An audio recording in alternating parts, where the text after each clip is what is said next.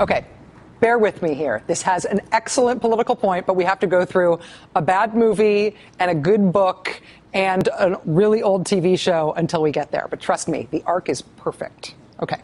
In 2009, a movie was released that was based on the graphic novel Watchmen. It was a big, action-y ensemble movie. It was directed by the man who directed the movie 300. I don't mean it to be rude, but it was not a very good movie. Do not, however, let that distract you from the fact that the book on which that movie was based, Watchmen, is a really good book. It's considered to be one of the first of the great, full-length, complicated, dark graphic novels, one of the first great graphic novels, period. The backdrop of The Watchmen is the nuclear threat of the Cold War era. And one of the major plot points of the book that is completely changed in the bad movie is that one of our heroes decides to save the world from nuclear war by convincing everybody that Earth is under attack from aliens. His thinking is that all of the people of Earth are going to have to put aside all the stupid things that we fight about and unite to face down the alien threat. The editor of the graphic novel has talked about having wanted to drop that plot point entirely, the ending for the whole book. The author of Watchmen, the brilliant Alan Moore, in 2005 told Entertainment Weekly that while he was in the middle of writing Watchmen, he found out that that same idea about faking an alien attack had been done, and been done very well, in a 1963 episode of a TV show called The Outer Limits. Gentlemen, Monday's near miss was the fourth such incident since the thermonuclear age began. So long as the nations of this earth are armed against each other, we're bound to have more such accidents. And eventually, soon, one must prove fatal. These nations must unite. We must make them unite. And gentlemen, we can make them unite. And their idea for making the nations of the world unite is fake alien attack. Earthlings need the threat of a fake alien attack in order to get us to do the right thing here on Earth.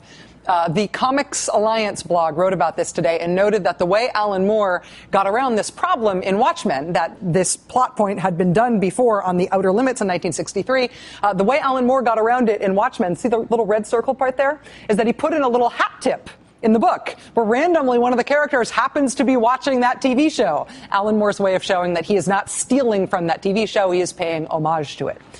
My favorite thing about this idea, though, that fake aliens can make real humans do the right thing. My favorite thing about this is not just the bad movie in 2009 or the great graphic novel in 1986 or the Outer Limits episode from 1963. My favorite thing about this idea is that Ronald Reagan talked about this all the time. All this, he raised the idea of a fake alien attack on Earth frequently as president, I think without ever knowing that he was being kind of cartoony in doing it. I couldn't help at one point in my discussions privately with General Secretary Gorbachev, when you stop to think that we're all God's children wherever we may live in the world, I couldn't help but say to him, just think how easy his task and mine might be in these meetings that we held if suddenly there was a threat to this world from some other species, from another planet, outside in the universe. We'd forget all the little local differences that we have between our countries, and we would find out once and for all that we really are all human beings here on this earth together. Perhaps we need some outside universal threat to make us recognize this common bound. I occasionally think how quickly our differences worldwide would vanish if we were facing an alien threat from outside this world. Imagine all the people in the UN there listening to that, like waiting for it to get translated into whatever language they're listening, and then just, did he really, could you retranslate that? Did he say that in your language too? If only we were afraid of alien invasion, then we would do the right thing. Nobel Prize-winning economist and New York Times columnist Paul Krugman made a related argument this weekend for economic policy. Krugman arguing that the U.S. government needs to spend some money doing some stuff to employ people in order to stave off a double-dip recession, in order to get the economy going, and we have to do it soon. And he argued on CNN this weekend that if we had to invent a fake invasion of space aliens in order to get the government to do that, in order to motivate us to do some economically stimulative government activity, then fine. Frankly, fake space aliens have been used for worse in the past. I mean, if we discovered that space aliens were planning to attack, and we needed a massive buildup to counter the space alien threat, and really inflation and budget deficits took secondary place to that, this slump would be over in 18 months. The fake aliens will save us. President Obama, for his part, is out doing campaign-style bus tour events in the Midwest today, tomorrow, and Wednesday, talking about what everybody wants to talk about, which is the economy. So far, he is making two essential points, neither of them about aliens. He's arguing that Republicans are trying to block any economic progress, and he's arguing that in order to get any economic progress, we are going to have to overtly do stuff as a government. Congress right now could start putting folks to work rebuilding America. At a time when interest rates are low, contractors are begging for work, construction workers are lining up to find jobs. Let's rebuild America. We could be rebuilding roads and bridges and schools and parks all across America right now. Could put hundreds of thousands of folks to work right now.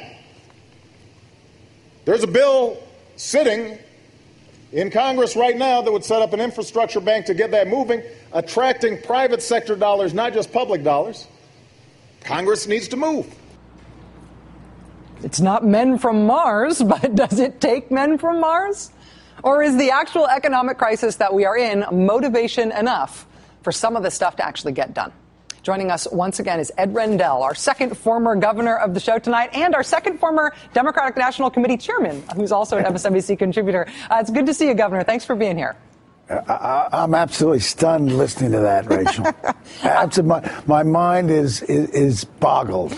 You are being very, very diplomatic. You remind me of somebody confronted with a hideous child who says, "Madam, that's quite a baby." Let me just ask you, though, about this overall idea that we need some sort of sense of political extremists, circumstantial extremists, in order to justify doing something right now to create jobs. Do you think that's true? I don't. And the reason I don't, Rachel, is because I think the American people want very much, cutting across most ideological lines, they want to see common sense things that will increase jobs in America, that will put people back to work, that'll put investment into our economy. And I don't think it's a stretch. I don't think we need outside aliens to attack us for that, to be motivated. I think there's self-motivation here. They just want to see a common sense approach, and an approach that's likely to work. I think that you're right that the infrastructure stuff in particular that we just heard the president talking about is popular. The polling bears that out. No question. Even Republicans like to talk about infrastructure in a popular way. But do you think that the president and congressional Democrats have a plan for turning the popularity of those things into political feasibility? Well, the infrastructure bank's a great idea, and the president deserves credit, and he's funding it at the $30 billion level. That's very important. But that's going to take time to set up, to play out. It's important. And, you know, just last Monday, Building America's Future, echoing what you've been saying on the air for a long time, said we've got to invest in revitalizing our infrastructure for the long run. A 10-year program, like almost every other developed nation in the world has done, to really do big things and to leave our infrastructure in great shape for future generations. But having said that, we can take infrastructure and do things that will put people to work in the next 4 months. If we passed a bill on October 1st, we could have people working when the March construction season starts on roads and bridges. We have 70,000 structurally deficient bridges in this country. The states and local governments don't have nearly enough money to work on all of them or half of them or a quarter of them. We could do it, and the president, all he has to do is put in something that he liked during the transition when 50 governors met with him in Philadelphia on December 1st, 2008, and that's use it or lose it, meaning you give the states a certain time to have work underway. If they don't have work underway, The money is taken away and given to states who do have work underway. So we've got to use infrastructure for the short-term impact and for the long-term impact. And there are other things that we could do that would have a short-term impact as well, Rachel. There are a lot of good ideas out there. Do you think that what the president is doing on this bus tour, asking people to pressure Congress, for example, we heard him today, I'm trying to enlist you in a fight, he said, is that the sort of thing that's going to get that bill that you're talking about passed? Does that actually create pressure on Republicans to pass something like that, particularly in the House? I think it can help, but it's not going to do it by itself. I think the program has to speak for itself, and it has to have common sense things that don't necessarily cost a lot of money. Let me give you another idea. AmeriCorps and Vista. There are 7 applications from high school graduates for every spot. For less than $1 billion, we could create 60,000 jobs for high school kids. That's the demographic that needs jobs the most, by just filling up those slots. And by the way, our AmeriCorps and Vista kids do great things in our neighborhoods. We have in FHA and Fannie Mae and Freddie Mac, we have 300,000 foreclosed homes that belong to those 3 federal agencies. They're sitting there waiting for someone to buy them. It's not going to happen in this market. Let's fix them up, spend money fixing them up. It'll put a lot of construction workers to work, and then rent them to families and use the rental income to offset the cost of the money to fix them up. You know that part of the most successful part of stimulus was, of course, cash for clunkers, but there was also a great rebate for buying energy efficiency appliances and for weatherizing your homes. That was sold out. Let's put it back into place right now, October 1st. It'll create a lot of new activity, a lot of new jobs, and do substantive good for the country. So there are a lot of good ideas out there, and if he spells it out and shows what the price tag is, people are going to look up and say, you mean we can create all those decent-paying jobs for X? Let's do it. And I think the momentum, the Republicans would then have a choice, Rachel. Do it and get the country moving again, or explain why not.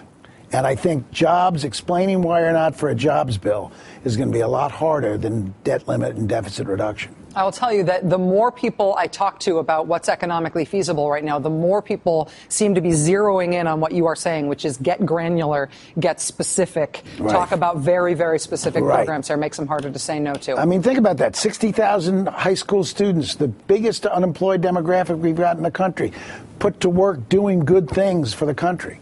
Ed Rendell, former Pennsylvania governor, former DNC chairman, MSNBC contributor. Thanks again for joining us tonight, sir. Appreciate it. Fan of aliens. Fan of aliens. See, he's on their side. Prepare for the mail, sir. It's going to be overwhelming. Trust me. All right. Thank you. The billionaire Koch brothers have grown famous in the past couple of years for throwing really freakishly large amounts of money at a host of conservative causes. Right now, they are reportedly hip deep in the resegregation of public schools, or at least the de-integration of some public schools. Ed Schultz has all the details right after this show here on MSNBC Tonight. And here, there is the best new thing in the world, which involves ruining the day of a bunch of neo-Nazis, which is fun for the whole family. It's also the best thing to happen to T-shirts since they started putting rings around the sleeves. That's all coming up.